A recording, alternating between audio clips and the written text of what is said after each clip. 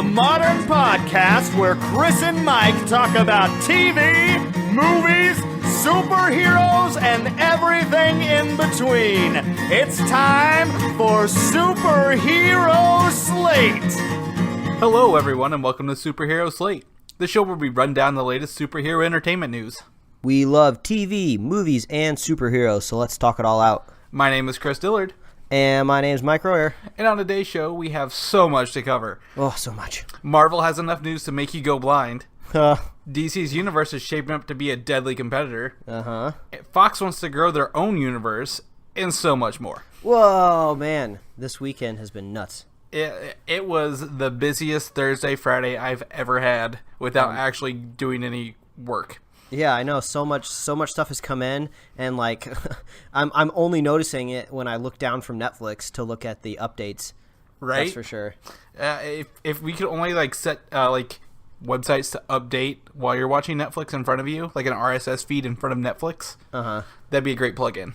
Look into that.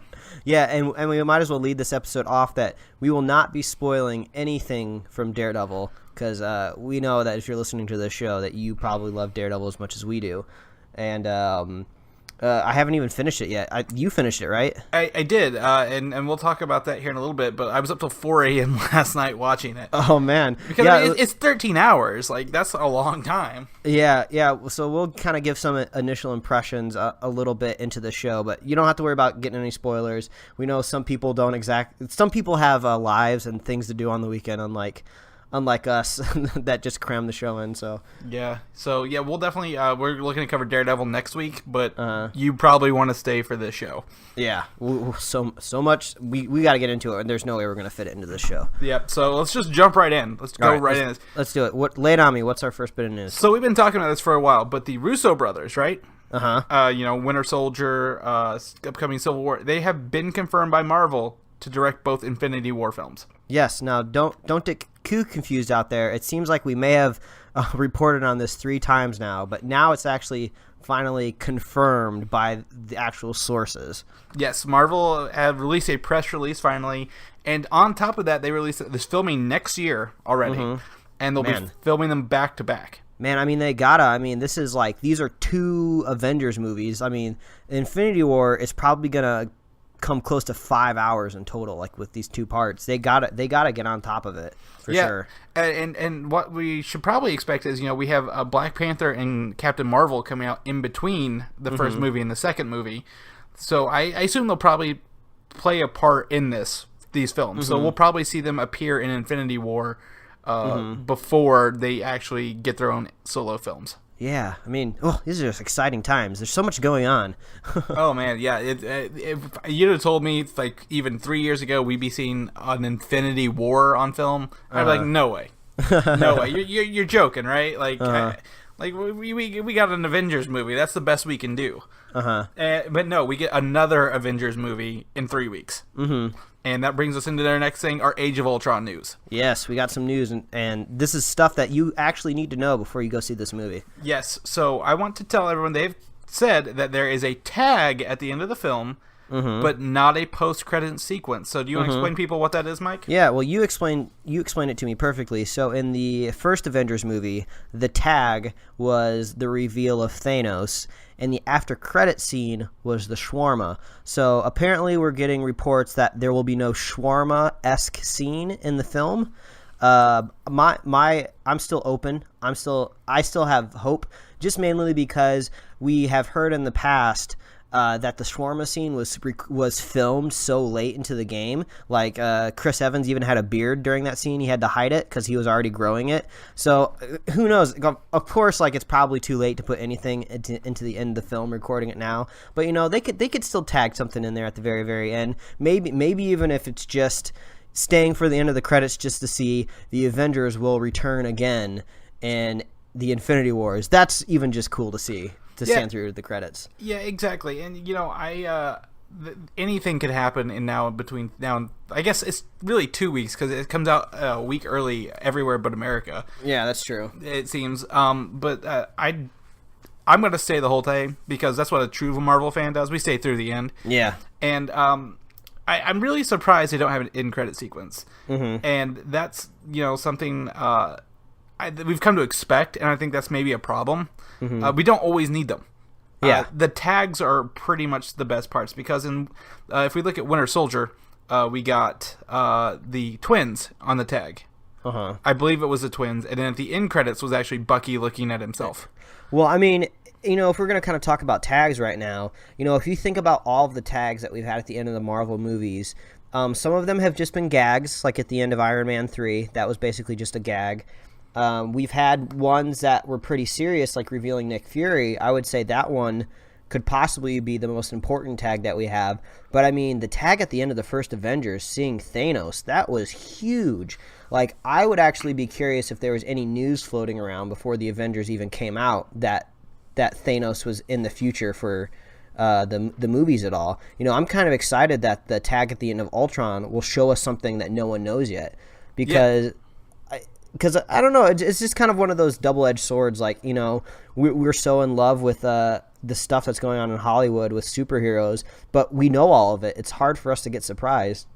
Yeah, I think a good way to look at it is if you break it down. Phase 1 had post-credit sequences that meant something, and Phase 2 after Avengers, the post-credits was Shawarma, and after that they kind of dicked around with the post-credit sequence because you got the Iron Man 3, the Thor, the Dark World is him, that creature jumping around, and Captain America's Bucky, like things that don't really matter to the next film, but the tags had everything to do with the next steps in the universe, like the Infinity Stones being given to the Collector in Thor, and the twins being created in Captain America, and I don't even remember Guardians post-credits well enough to know what's going. I think was it Groot dancing? Yeah, I think that was the post-credit scene. Yeah. So I mean, we've like you said, we've come to be accustomed to these things, and we kind of have to adjust that as we move forward. Yeah, I just want to be disappointed. Yeah, I just want to be surprised at some point. I would love to see a character reveal that we weren't expecting. I think that's going to be hard just because we're so on top of casting news and stuff. But I'm excited for the tag. Everyone's always excited for the tag. I mean, sometimes when I get about 3/4 of the way through these movies for the first time, I actually get more excited for the tag than how the story is going to be resolved. So, I mean, they're important, and I'm glad that Marvel, takes them seriously when it comes to when they need to be. I guess that's how you fix a bad ending. Like, just give us a really good tag, and we'll forget the ending. Yeah, you can do whatever. Yeah, you can do whatever you want to do. Just make sure that tag's good. Yeah. So you were mentioning there about we're on topic casting, something we can't be really surprised by new characters in these movies, right? Just an update: Captain Marvel will not appear in Age of Ultron, but was actually in early drafts of the script. Wow, that's surprising because I wouldn't have expected Captain Marvel in Ultron just because. With the origin slightly cosmic, it didn't really make any sense.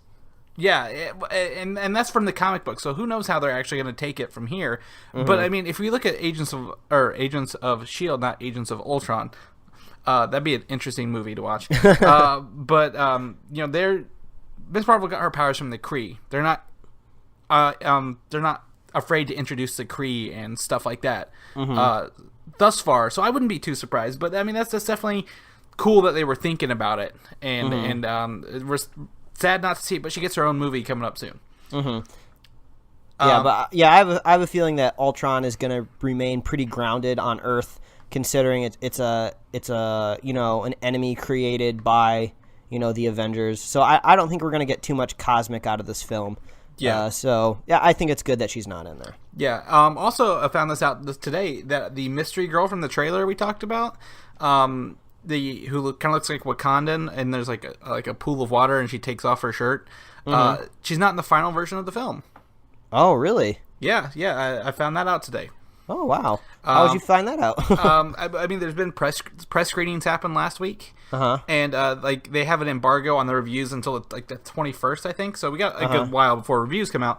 But little bits come out like that that don't ruin the film, but just kind of give us kind of new information on what we already know.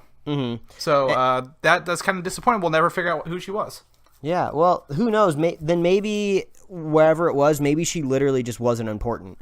Maybe this was just like a small little footage film that You know, it's just not. I mean, if they can cut a whole thing out of the film, I mean, if you're unaware out there, in the first Avengers movie, that coffee shop girl, which shows up at the very end, in that like the television, the diner, yeah, the diner, like when she's interviewed in the news in the very very end of the film, she had like a whole scene in like the film with Captain America, that was just cut. So.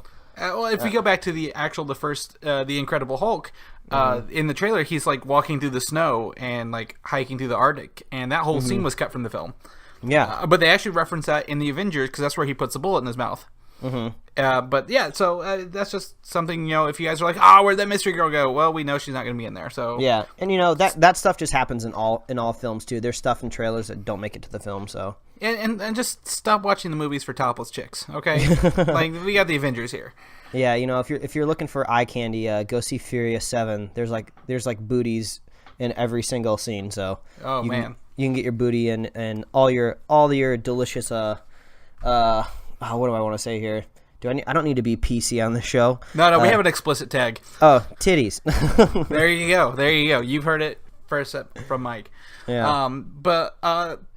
Yeah, so things we haven't seen of the movie, but I said we're going to see closer we get to release. The Vision got a character poster this week. Yeah, I did. I mean, looks pretty slick. Yeah, I mean, if you're on top of this stuff like we are, you know, we saw Vision a long time ago in promo stuff. We haven't seen him in action yet, and I think that's going to be really kind of where he obviously he comes into his characters when we actually get to see him move. But he's pretty fuchsia. Yeah, a lot of interesting colors. I actually went to Target this weekend and bought a pop vinyl, a variant of the Vision where he's like half invisible. Oh man, you're addicted to Vision. I am. So that's going to be interesting to see if that's something they just put in there or that's something he does in the movie.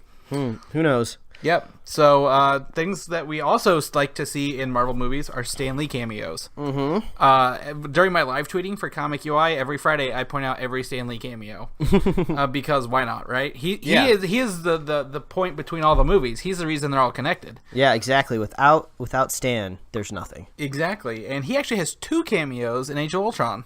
Ooh, I wonder if he's going to be playing the same character that just pops up twice, or maybe they'll put him in drag.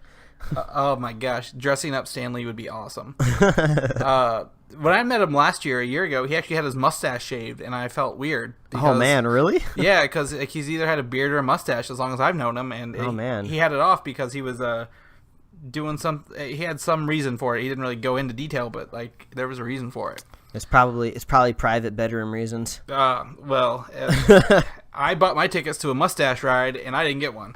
No. And lastly, before you go in Age of Ultron, know that there will probably be a Star Wars trailer. Oh, can it get any better? You get a Star Wars trailer at the beginning. You get a tag sequence at the end. Who needs the Avengers? Yeah, right? Just give us those 2 things, and we'll be out of our way. Yeah, and more than likely, I have a feeling the Star Wars trailer will probably drop on like Tuesday before the film comes out, like during the week. It might even be earlier because Star Wars, that fan celebration festival. Star Wars celebrations this week. Yeah, it's coming up. And I think the international premiere of Avengers starts like this week or in 2 weeks. So we'll probably see it beforehand. Oh man, it's getting there. It's almost like I feel like we've been training for like a marathon or something, and like the race is coming up. And like, you know, you start to get like those jitters. Yeah, like I get weak legs thinking about it. But the Star Wars news actually makes me think of things that went on Friday. The Star Wars movies actually released digitally for the first time. Oh wow! You couldn't buy them on iTunes, you couldn't buy them on Amazon or anywhere until Friday. Wow, man, that's so many years to hold out. On movies that were, like, starting with, I think it was Attack of the Clones, it was shot entirely digitally, too. Which is really ironic, I think. But, you know, all 6 movies are now available. You can buy them as a bundle for cheaper, but they're averaging about $20 a movie. Which is sad because I own the Blu-rays. Like, I wish like a Blu-ray digital combo pack would be awesome. But I also found they did, like, little tweaks to the digital versions of the movie as well. Like, there's a brand new, like, fanfare at the beginning. Oh, wow. Because Fox doesn't own them anymore, so it's just Lucasfilm. Oh, okay. That's cool. Well, I mean, if I was anyone out there, I mean, I would probably say abstain from now, because I believe we talked about this in the past, that we will be seeing a unaltered trilogy, original trilogy, and that's what I would wait for. Oh my gosh, yeah. Forget these digital versions. I will just find a method to get them one way or another, or just, rip the versions I do own. But, yeah, I want to see those unaltered cuts, which I actually was able to get some unaltered cuts, which will lead into a secret Star Wars project we're working on. Ooh. I think we might have revealed it before, but I'm going to go back and say it's a secret now. Yeah, just kidding. We don't know. But yeah, so Star Wars and Marvel are both owned by Disney. Marvel is re-releasing the original graphic novel for Star Wars as well this year. Wow, I don't think I've ever seen this before, the original graphic novel. Yeah, it's the same art but new colors, and they got new covers by Adi Granov. He's one of my favorite artists. I met him last year, and he's actually I know they're doing A New Hope, but they also announced they're doing Empire Strikes Back and Return of the Jedi graphic novels. Oh, cool. This year. So for those of you who like to, get into your Star Wars like paraphernalia, I guess, that makes it sound illegal, but look forward to those graphic novels this year. Yeah. I mean, why the hell not? I mean, if you're Disney and you own an entity that makes comic books, you might as well just release these graphic novels. Yeah. Disney's good. Marvel, great. Star Wars, even better. Mix them all together. It's unstoppable. Yeah, I mean, there's no reason not to. Yeah. So that's awesome. I like that. So those would make great coffee table books, is what I was going to say. So put a Star Wars graphic novel down. People will want to read that. So yeah, come on, man. So we're gonna jump back into Marvel news. Sorry to jump into Star Wars there. We got a little excited. Oh, you never have to apologize for jumping in the Star Wars news on this show. You're familiar with Black Panther, right? Yeah, I'm familiar with the guy. They've cast him, right? Chad Bosworth. Boseman. I don't remember. He's gonna show up in Civil War for the first time. They're actually looking to cast his father already. Yeah, he's gonna be a Ghostbuster, right? Yeah. He might actually be a ghost because his father dies, and then that's how Black Panther becomes a king of Wakanda. But then he can see all the ghosts of all his ancestors. So he might be a ghost instead of a Ghostbuster. But it's Ernie Hudson. Yeah. I don't remember his name in Ghostbusters, and that makes me a horrible person. But we're not Ghostbusters people. Yeah, we've gone over this. Yeah, we're not Ghostbusters people. I met Ernie Hudson last year at Chicago Comic Con as well. He goes and he's like built, like he works out for an older gentleman, and he has like the what's that called, the Ghostbuster car, the Wambulance or whatever. I want to say it's Ecto something. Ecto Cooler. No. I don't think that's it. Damn, I was getting close. But actually, maybe you remember, because you're a very big fan of the show. In Earth's Mightiest Heroes, did his father die in the animated show? Yeah, he was already dead. He was killed by Manape. Okay, I wasn't sure. For some reason, I just thought they didn't kill him off in that cartoon show. Yeah, he was already dead. I've actually been rewatching that. I actually rewatched the entire first season last week while I was working, and but yeah, so that's how I'm very, very familiar with that right now. So another great character in Earth's Mightiest Heroes. So that brings me to my next point. Thank you, Mike. Ant-Man. We actually get Scott Lang in Earth's Mightiest Heroes as Ant-Man. Yes, we do. In an episode called To Steal an Ant-Man, which will probably be very close to what the movie's like. But Marvel released the first image of Yellow Jacket. Yeah, and the villain of Ant-Man. Yeah, and make sure you look closely, because the first time I saw it, I did not notice the little itty bitty Ant-Man that's in it. Yeah. So this guy, bright yellow. It's a weaponized Ant-Man suit. The Ant-Man suit has no weapons of its own, but this one has like plasma, like needles and stuff like that all over it. Yeah, and doesn't it have like kind of tendrils, kind of like insect arms attached to it? Yeah, it would be very close. I would say the Iron Spider outfit. Yeah. That would be a good association. And also, I mean, funnily enough, it kind of looks like Ultron. Because he's bright yellow and it looks like a robot suit, but it's very sleek. I like it. Yeah, I mean it has a bit of an insect look to it with the arms attached to it. You know, I've been kind of curious, for this entire movie, how they're gonna get around this kind of bizarre concept of insects being kind of like the central look of the heroes and the villains of the film. It's easy to pull that stuff off in comic books because, it's all kind of like a fantastical world. So yeah, I'm kind of happy the Yellow Jacket doesn't look like straight up like a robot bug. It looks kind of more like a variation of like a Iron Man suit, maybe. It's kind of like if Apple made the Ant-Man armor. It's very sleek and sophisticated. No, I'm kidding. But on top of that, a new trailer drops Monday, which will be when you hear this podcast. Yeah, man, I'm excited for another trailer because we talked at length about the Ant-Man trailer, the first one that we got, and we had kind of mixed feelings about it. It kind of had an odd tone throughout it. Yeah, and there was and again, let me read it. That was a teaser. So this will be probably our first official trailer. And I have no idea what to expect. Yeah, I mean, either way, I'm kind of curious how this works, Ant-Man coming off the tail end of Ultron, because there's no way it's going to hold up to the amount of just action and star power that Ultron's going to have, and just like the shaping of the whole cinematic universe that the film's going to do. So when Ant-Man's going to come along, it's kind of almost ironic that Ant-Man is such a tiny character and this film almost is going to seem tiny by comparison.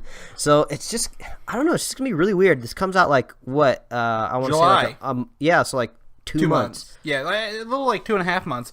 But you're it's funny you mentioned that because with Daredevil releasing this week, Kevin Feige, the president of Marvel Studios, has been talking a lot, and he talked about Ant-Man. We're gonna get into some more stuff he talked next, but he talked about why Ant-Man was the end of Phase 2. And it's that Hank Pym, played by Michael Douglas, has ties in S.H.I.E.L.D. back near where it founded, with Tony Stark's father and Agent Carter. So this Ant-Man stuff has been around since the 60s, and like this is gonna tie in like why do superheroes not work? Why is Hank Pym so against superheroes? And why did he not join the Avengers? And I think this Age of Ultron will kind of like the results of that, the fallout will be in Ant-Man. Yeah, because we're definitely going to be seeing fallout because somehow this has to weave into Civil War, which is all going to be about like basically people being against superheroes. So yeah, it'll be kind of.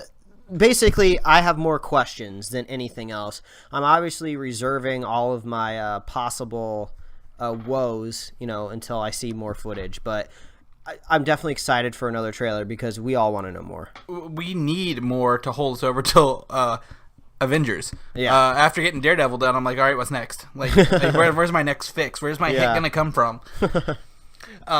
So we're going to go back to Kevin Feige talking this weekend. There's Avengers press, there's Daredevil press. Like, this guy is the guy to be this week. He talked about Spider-Man. Do you like Spider-Man? That is an understatement. Do I like him? I love him. I'd marry him. Oh, my gosh. Well, you can't because he's going to be in high school in the next movie. Oh, man, yeah. Well, if he's 18, who knows? Well, he said they're shooting for 15 to 16. Oh, nope. And it will be Peter Parker. Yeah. You know what? Miles Morales, everyone was excited about getting him. I think it was too soon for Miles to come to the table because Miles is the direct result of losing Peter Parker. So, we got to be attached to Peter before we get Miles. So I hope we get him one day, but I'm still excited that we're going to be getting Peter. Yeah, I definitely agree with that. I think, even everyone's like, Miles will come along.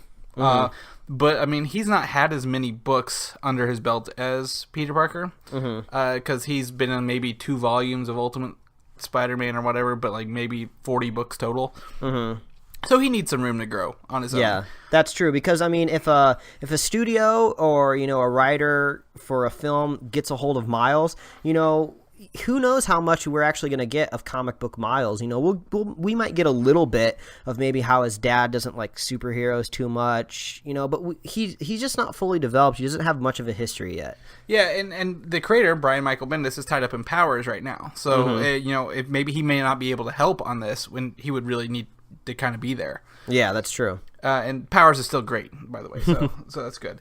But also about Spider-Man, they've already designed the costume, they said. And it kind of throws back to the original costume that he had in like the comic books, like that big bulgy Spider-Man on the back that he kind of made together sewn himself. So I mean the last Spider-Man suit we saw was really, really good that Andrew Garfield wore last. That was pretty close already to the comic book, so it sounds like it's just going to be tweaking that costume. Yeah, I think. Again, I'm gonna throw Daredevil into the equation. He we all know he has that Black Ninja outfit for a lot of the series. I think Peter Parker will get to the Spider-Man suit that we know, like a better one. But he's got to start off somewhere, right? A 15, 16-year-old is not going to have that kind of technology at his fingertips. That is true, but also there was reports this week that saying that the first Spider-Man film is not going to be an origin story. So if he's already Spider-Man, it sounds like he's already going to have the suit, though. Yeah, and he may have a suit, but I don't know if it's going to be the suit. I imagine, and this is something we kind of heard a while back, that he might meet up with Tony Stark, who makes him a suit.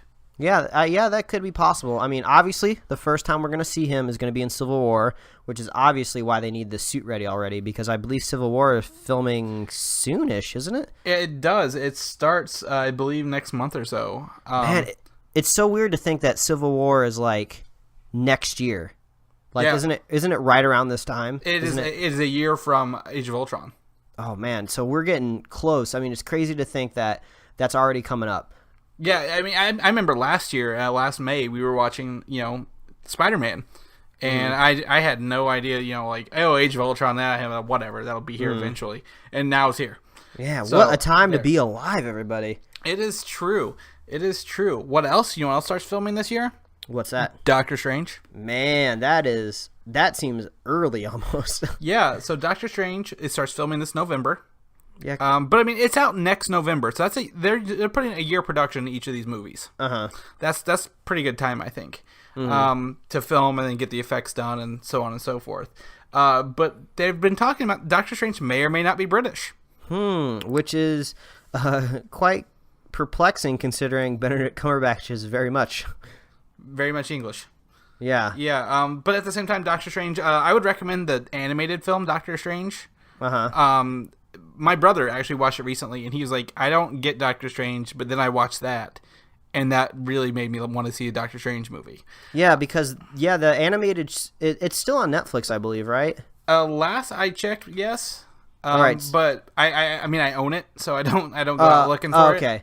All right, so, yeah, if you guys go out looking for it, there's only one Doctor Strange animated film, I believe.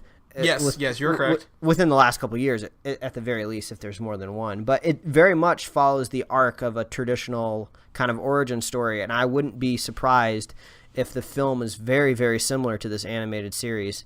But yeah, that's a great way to kind of get indoctrinated with the character. Yeah, definitely. And something I kind of thought about this week as well, as the Netflix series ramp up, right? We have Daredevil, Jessica Jones, then Luke Cage, then Iron Fist. Iron Fist is a mystical character, right? Yeah. And it should be coming out about November of next year. Oh, yeah, that's a good point. So if Marvel's going to go mystical, they're going to go all at it at once. Yeah, I mean, this is going to be a really important film. Thor was able to bring in this kind of fable mentality of kind of gods, and they've been able to play it off pretty well. They've made fun of it a couple times in the movies, characters talking about gods and stuff like that. So bringing in this magic component is really important, and I guess it's good they're starting filming early. They got to get this right. Yeah. Also, Doctor Strange is on Netflix. I just confirmed that while you were doing that. All right, cool. Yeah, and then back to the original point. In the animated series, in the animated film, I believe he's not British, but I think it's fine to make him British. I mean, why not? It doesn't. I mean, that's what Benedict Cumberbatch's native accent is. I'm sure he could probably kill it in any other accent because he's an awesome actor. But just make him British. Why not? But exactly. I think they could use some ethnicity changes in there. I mean, Thor kind of talks British, but it's kind of like ye old English. Yeah. And he's Australian, but everybody else is American, like home, like ground American or space people or space, yeah, or space people. So British would be a great change on that. I think it would add flavor to the Marvel universe. And he's in New York, which really isn't that much of a stretch to get from England to New York. Yeah, and it just, I think it would be good for his character. I mean, Doctor Strange, he's obviously a doctor, so he's a kind of a sophisticated sophisticated personality, which, the accent helps get that across. So, yeah, Marvel, we know you listen to this. Make him British. Okay, yeah, don't totally do what we say, because exactly. We're always right. Yeah, because we're investing so much money into these films for you. Yeah, and time.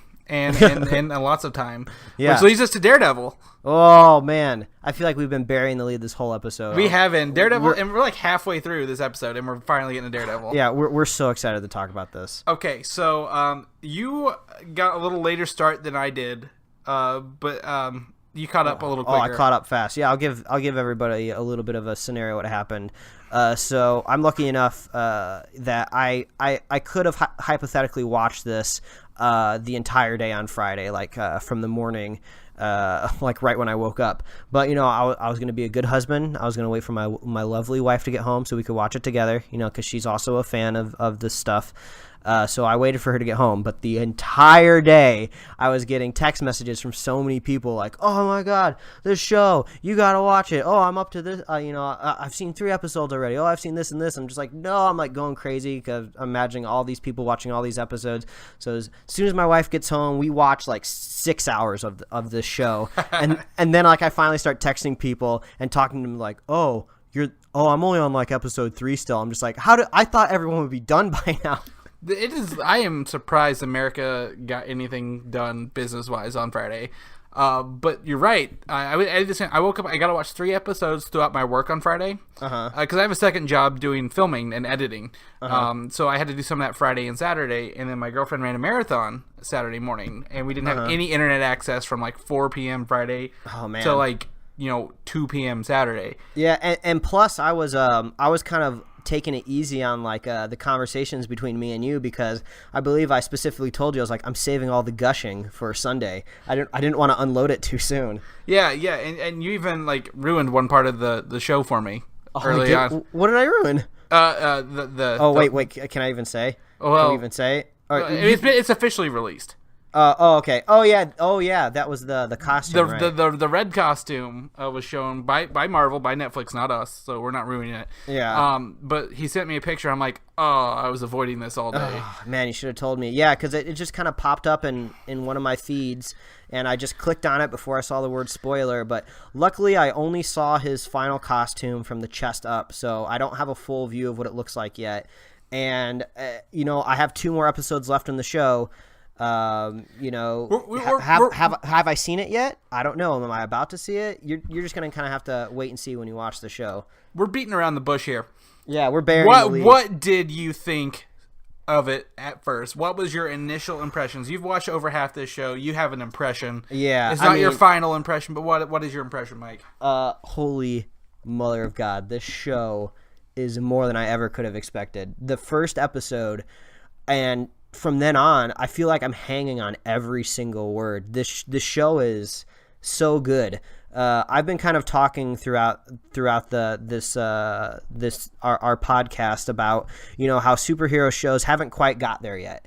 I've said that we haven't really quite reached the pinnacle of superhero television shows. We have good stuff that does some things better than others, but we haven't quite hit that top tier quality. And it's so easy to say that Daredevil is it. I mean, this show can compete with anything out there, whether it's superhero or whether it's drama.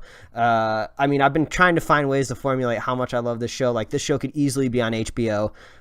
This show could easily contend with anything out there. Like I just said, like, it's just so good. And I think the best part about the show is it does the best thing that The Dark Knight did. The Dark Knight was an awesome it was basically an awesome detective movie with Batman in it. Daredevil is an awesome crime thriller with a superhero in it.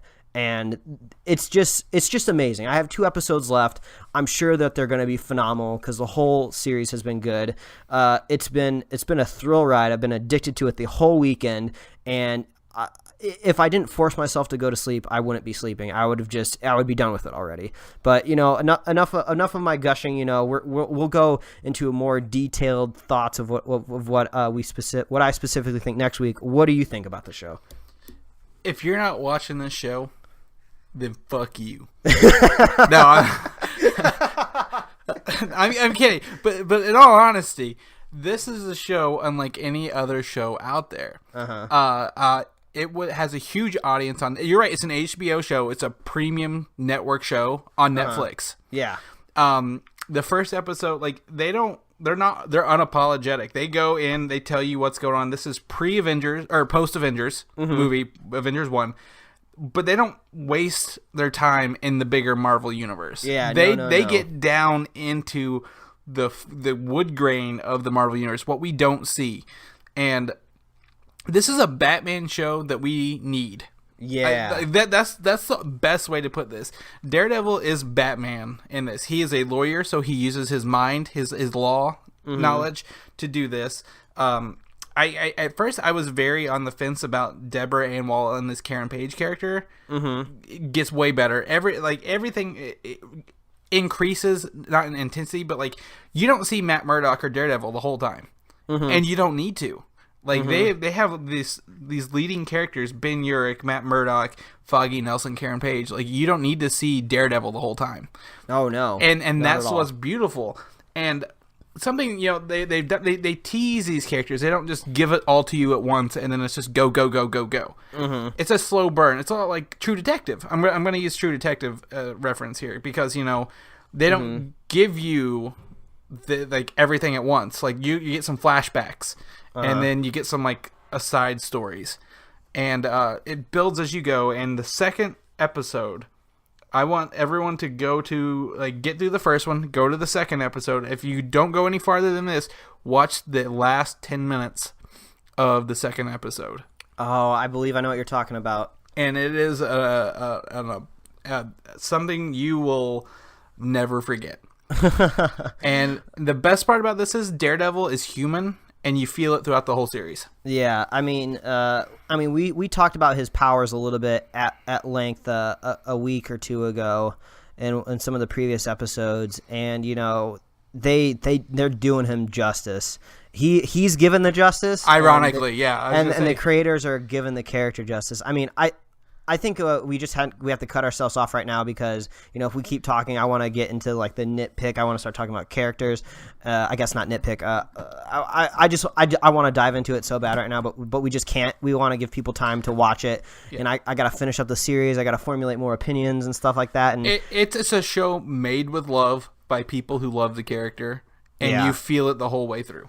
Yeah, and I'm sure if there's anything that I say I don't like about the show, it's just going to be for the sake of nitpicking. It's just going to be for the sake of just talking about anything else except for loving this show. Yeah. So Daredevil, go watch it. At least get through 2 episodes, if anything. Yeah, it's not even going to be difficult. It's not going to be hard. You're going to be so attached to this show. I've seen the first episode twice, and I could probably go watch it the third time. Oh yeah, it's just.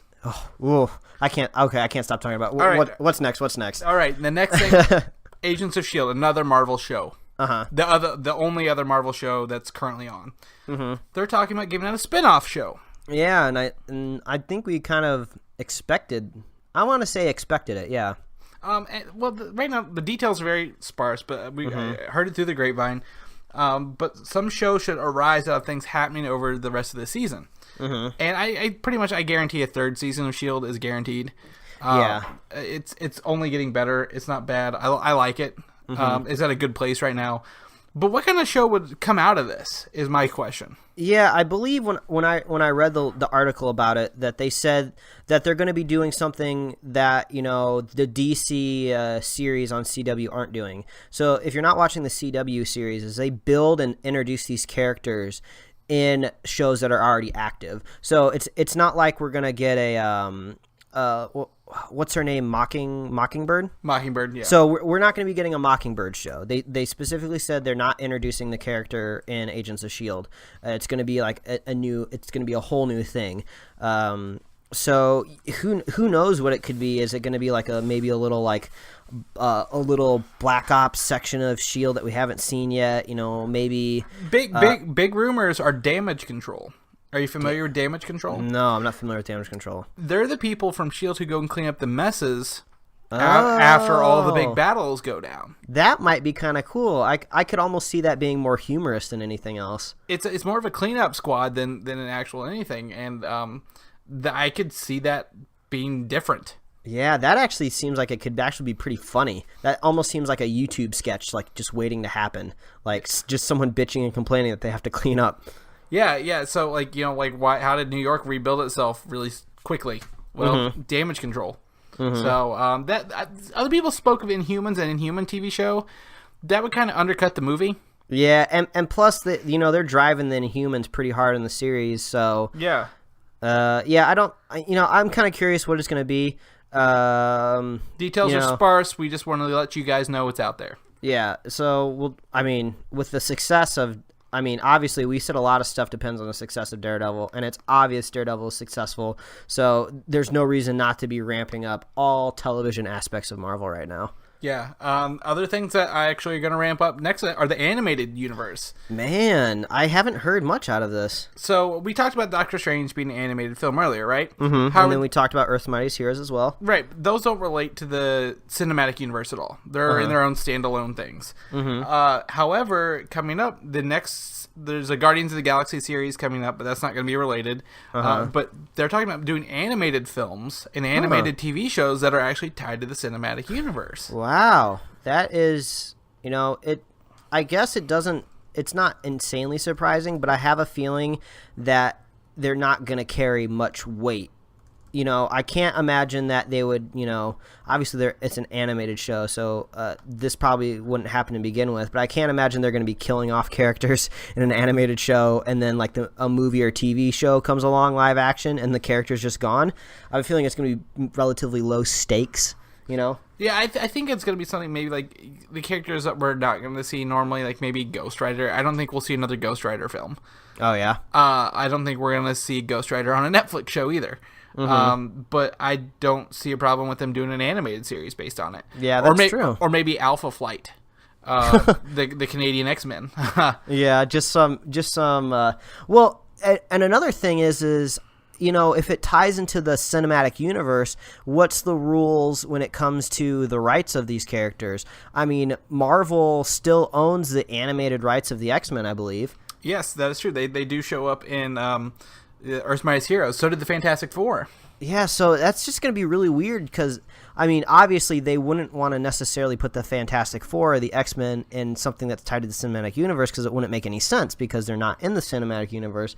So, yeah, it just seems like whatever happens, it's going to be low stakes. I imagine it would be something similar to how we get these issue zeros of comic books that are tied into the movies. You don't have to read them, but it's just supplementary. Yeah, or like what was the Hulk doing between Avengers and Age of Ultron? Yeah, something like that. So I could see it being fun. I could see it being awesome. I could see it being abused. But that's on the horizon, and we'll let you know as more comes out. Either way, they're going to be using it to sell toys. Yes, yes, they will.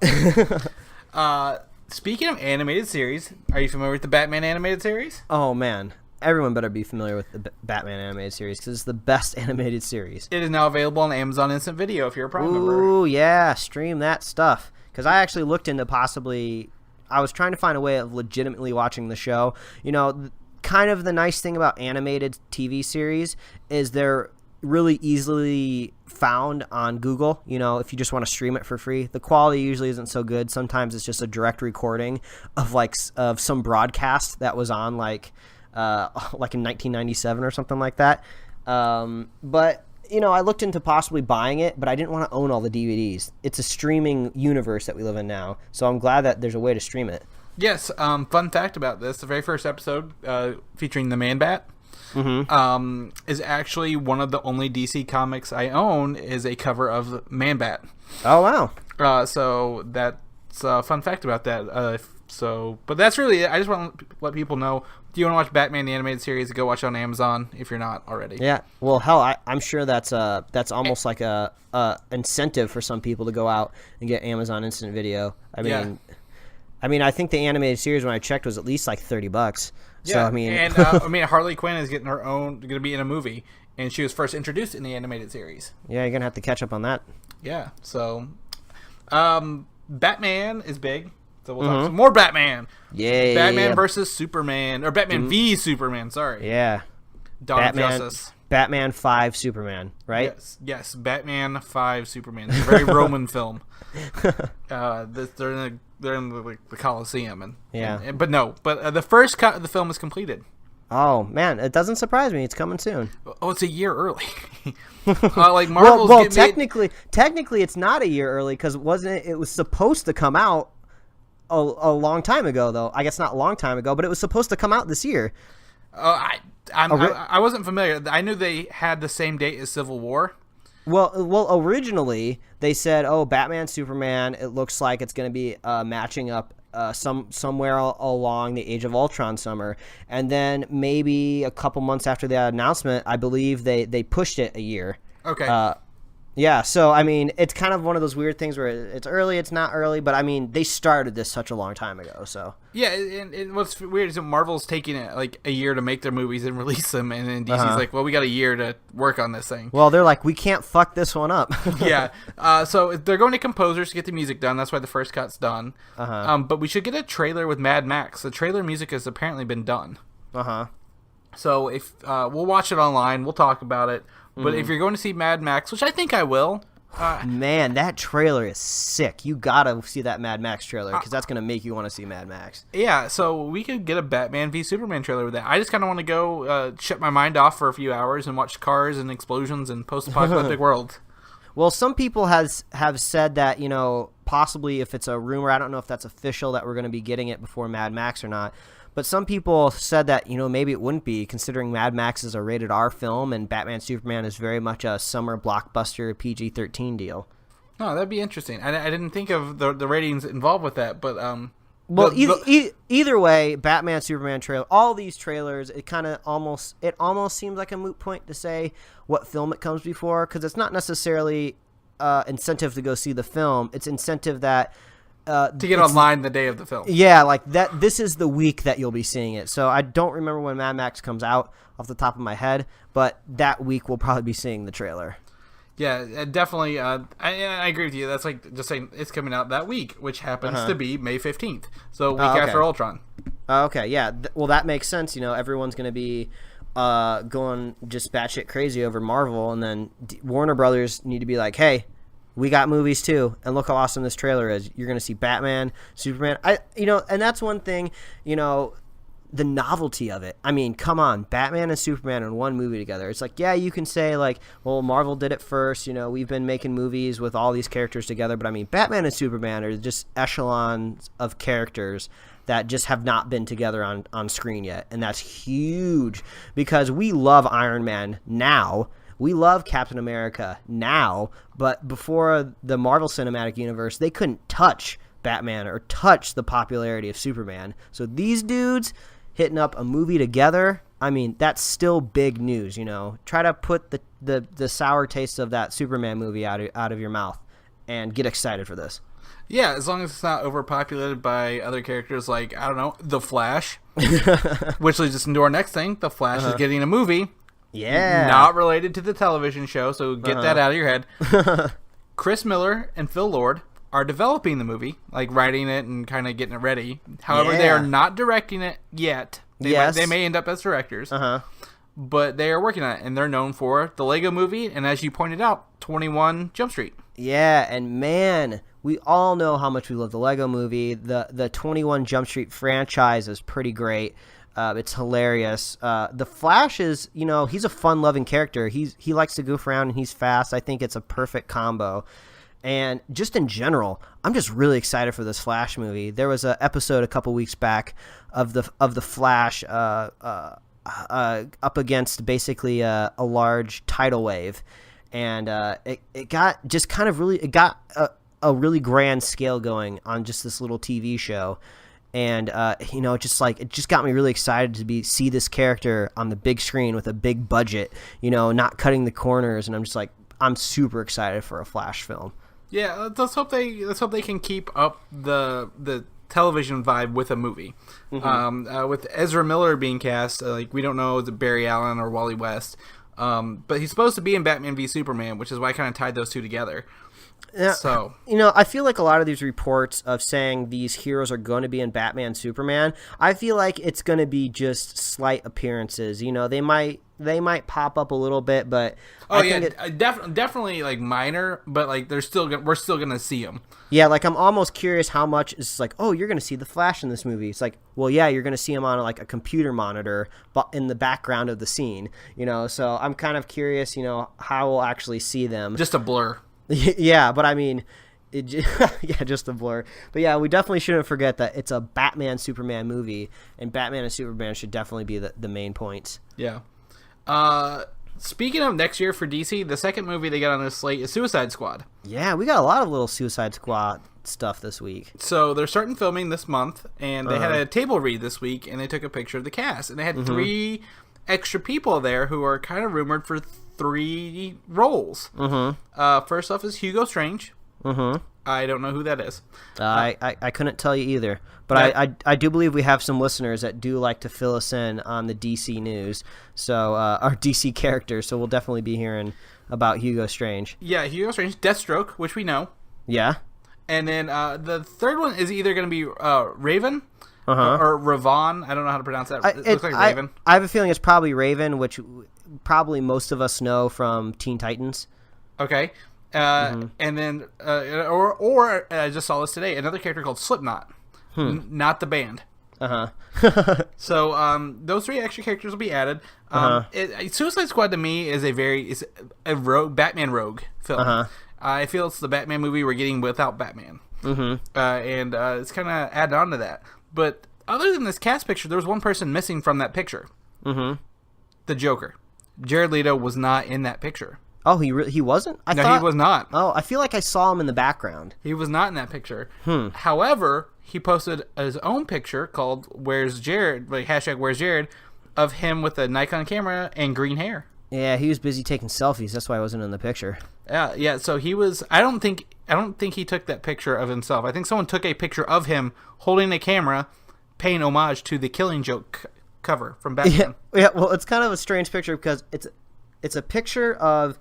Almost looks like his visual of his display on his camera. So he took his camera, took a picture in the mirror. He looked at the picture on his camera, and then someone used another camera to take a picture of the digital screen on his camera. So it's kind of all over the place. So the quality is basically not so good, is what we're trying to say. And I think it's meant to be blurry, to lead us. But you see the green hair. Yeah, his hair is definitely green. Obviously, there's no makeup. Looks like he's still missing his eyebrows. But he's definitely slowly transforming into the Joker, and Jared Leto he's an artistic person. He made a documentary about his band that was actually pretty good that I watched. I don't remember the name off the top of my head, but you kind of got to know him on more of a personal level throughout it. He's a very artistic person. I'm sure he's trying to do his best to really fall into the throes of this character, just like he did in Dallas Buyers Club with playing that female character. So, yeah, I think it's going to be great. Yeah, a lot of Suicide Squad. We'll be keeping you updated as that gets under filming, and we probably will see some official costumes for the characters as they go. So we're going to jump page here. We're going to go back to Fox's universe. We've talked about Marvel and we've talked about DC, but we're going to go to Fox. Fox is filming the riskiest movie I have ever heard of right now with Deadpool. Yeah. That is a big risk because it's rated R, right? It's something that they've put off. Leaked footage got out. They're making it based on leaked footage. Looks like this week some pictures were showing they're recreating the scene from the teaser footage in real life. Yeah, I mean, it's you're talking about like the risk factor of it. I've seen almost all of these photos make it on Reddit, and they've almost all made it to the front page, if not all of them for sure. So it's kind of always hard to tell, because it's an isolated environment. It is just the internet. How much of this will actually take action going to the theater, but the buzz on this film is huge. It's hype. People are excited for this film. It's kind of just getting more of the middle of the country that don't understand who Deadpool is to go see this movie. But I don't think it's going to be a problem. It's going to be the only superhero movie coming out in, what was it, February? Yes, February. It's the first one of February before Batman vs. Superman. Yeah, it's going to be the only thing, like, weeks before it and weeks after it, it's going to be the only thing that it's going to be somewhat interesting in that month, more than likely. Yeah, so what's really cool is Ryan Reynolds is taking to Twitter to share this movie and have fun with it. Like, he's literally having a fucking blast with this movie. And he named his katanas in the film. Mm-hmm. One is B and the other is Arthur. So he has B and Arthur, and that's his katana names. Do you get that reference, Mike? Yeah, B. Arthur. Yeah, she's a golden girl. Yeah, not too hard to put those two together.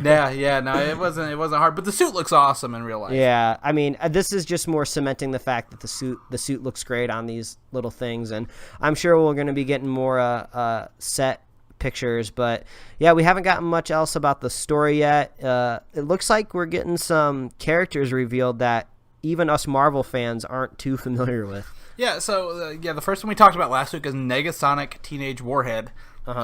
Played by this actress who's unknown, has no credits to her name. So we get our first picture of that with Ryan Reynolds in the outfit. Now, kind of like I'm looking at Deadpool.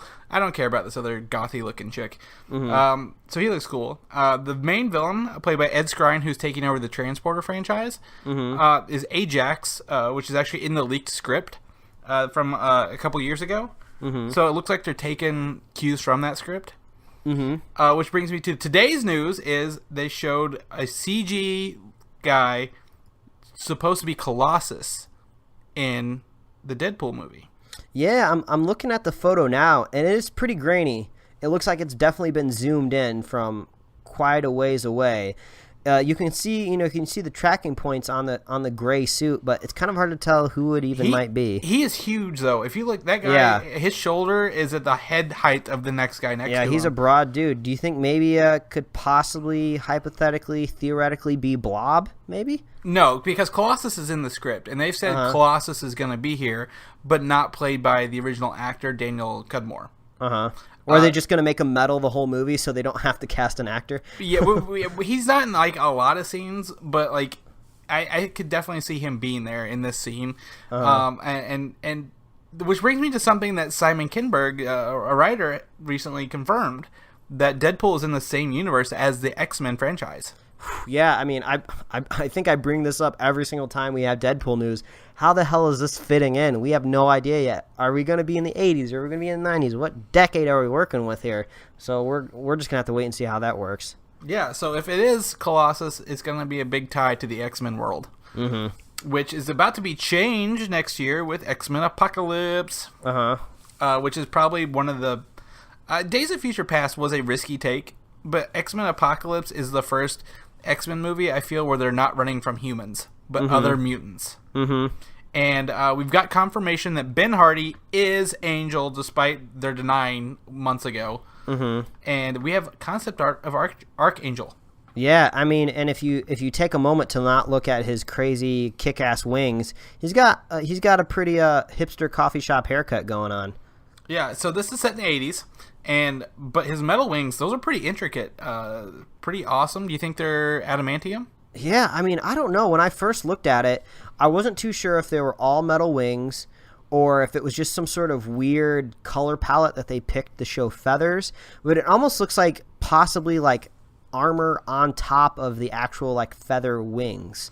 You know, it would be kind of weird to think that they're going to introduce Angel without actual wings. That like, here, just put these falcon wings on. Well, I'm gonna take a step back. If you look at the concept art from last week, he does have real wings. But I think Apocalypse is known for the techno-organic virus, which takes over mutants. I think he gets those, like this takes over his wings later. Because there's a secondary concept art where it just shows him without the wings. I didn't include this because it's just a backside of a dude. But there's no actual wings. Yeah. So it looks like these come out of his body as metal like that. Yeah, we'll just kind of have to see how that all goes together. I mean, this much art's about him. He's got to play a pretty pivotal role in the film. Yeah, they look like they got to get it right. Yeah, he's definitely making a splash for sure in the news these last 2 weeks. So he's going to be a big deal. Yeah. Lastly, Fox Universe, the big one this year, Fantastic Four. Yeah, we finally got what we were asking for, didn't we? We got The Thing. Yeah. We've got 2 images in 1 week, actually. And which is cool, because the first one is actually looks like he looks clay.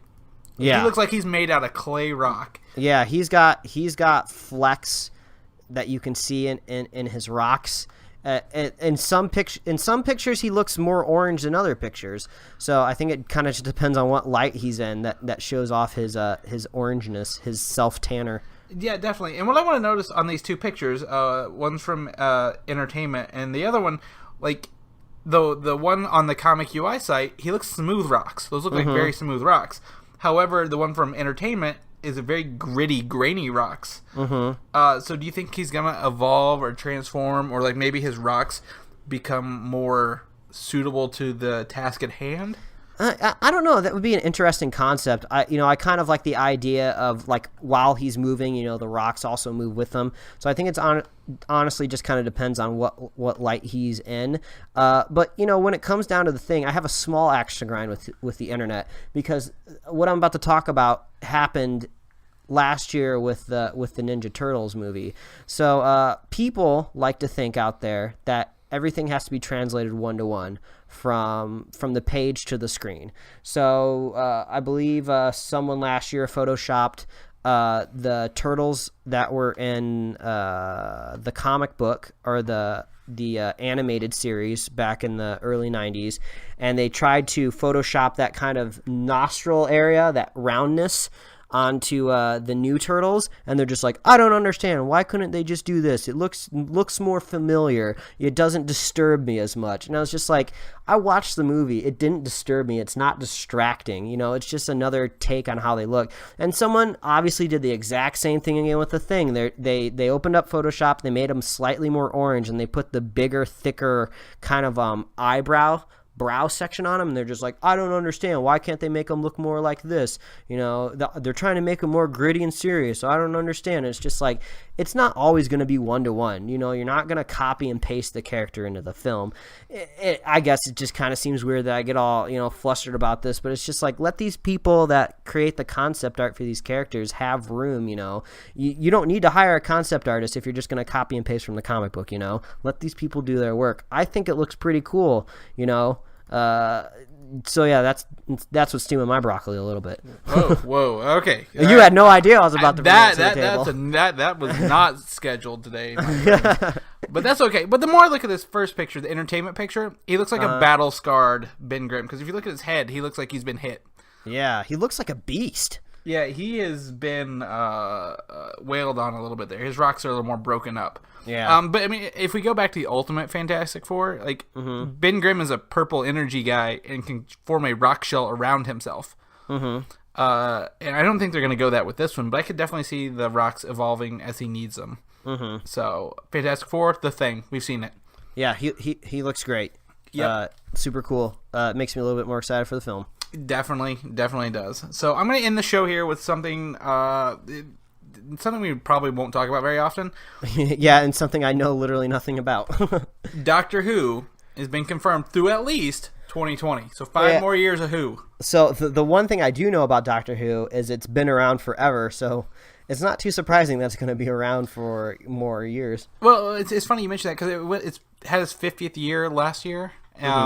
But like it stopped in like 1989, 1990, and then didn't really come back as a TV show till 2005. Oh, okay. But it's still in the same continuity. Oh, because the Doctor doesn't die; he regenerates as a new person. Oh, that's weird. It's a great show. I like Doctor Who. I didn't think I would like it. I started watching it in about 2010, late 2010, and binge watched a lot of that show. It's great. One of the main characters who played the Doctor, David Tennant, is actually the Purple Man in the upcoming Jessica Jones Marvel Netflix series. And Matt Smith, the Doctor who took over after him, is actually in the next Terminator film that I know you're really, really excited for, Mike. Yeah. And the Doctor, actually, who was before David Tennant, Christopher Eccleston, was in Thor: The Dark World as Malekith, which I just watched Friday. So you're saying Doctor Who is a little bit of an incubator? Yes. People who go to Doctor Who usually end up coming out to bigger things because Nebula, Amy Pond was her name of the character. Karen Gillan was got her start in Doctor Who before she jumped to Nebula. So I mean, like, I could see a lot of these people coming to Marvel from their work on Doctor Who. Well, I mean, I'm sure the fan audiences crosses over quite a bit. Yeah, I would definitely agree with that. Yeah, I mean, it crossed over with you, so. Yeah, bingo. So, but that's the last bit of the news for this week. We were able to cram pack it into an hour here, and we didn't have to edit this show. Ironically, not yet. We might have to right now. No, I'm yeah. But that's been a hell of a week, Mike. Oh man, I mean, I'm sweating just talking about all this. Right, and we called it last week. We had a really short show, and we're like, this is the calm before the storm. And what do we have? It's pouring. It stormed so bad this week it knocked my power off for like 3/4 of a day. Oh man, and that was obviously from this news. Yeah, they knew it was coming, and they knew we were going to do a podcast on it. So that's it. You got anything else, Mike, you want to add? Well, I read the first trade of Miss Marvel this week. Oh, the new one with Kamala Khan? Yeah, it was pretty interesting. I liked getting into this the cultural aspect of it. I mean, they very much make her Pakistani. I thought it was just going to be more of a Miles Morales type deal. Like Miles Morales is what's his ethnicity in the book? Half Hispanic, half African American. Yeah, and they don't really bring it up that much. It doesn't really seem to affect it. Doesn't really affect his home life. It doesn't that much. define who he is. Yeah, but this her being Pakistani very much contributes to how she makes decisions and how she controls her life in these first 5 or 6 issues that I read. But it was really interesting. The art's really cool, has a really cool feel to it. She has a very strange set of powers. You know, I haven't quite learned all the rules to what she's doing or how she functions, but it's kind of cool because she starts out as like a fangirl of the Marvel universe, specifically Captain Marvel, and somehow she gets into the powers.